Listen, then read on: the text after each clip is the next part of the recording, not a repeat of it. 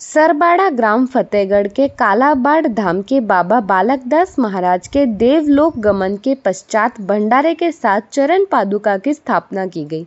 इस कार्यक्रम में चतुर संप्रदाय के अध्यक्ष श्री श्री हनुमानदास महाराज जूनिया, 6 मंडल वह निमोनी, निमोही, खाकी, दिगंबर, 4 अखाड़े के सभी साधु संतों की उपस्थिति रही। कार्यक्रम में इन सभी संतों के सानिध्य में कालाबाड़ धाम के महंत श्री श्री अवध बिहारी दास महाराज को इस धाम के महताई की चादर ओढ़ाई गई। इस अवसर पर भंडारे का आयोजन किया गया, जिसमें आस पड़ोस के लगभग 25,000 लोगों ने प्रसादी पाई। विधायक गौतम महंत ने श्री अवध बिहारी जी को शॉल और माला पहनाकर भंडारे में नगद 3 लाख रुपए नगद राशि भेंट की।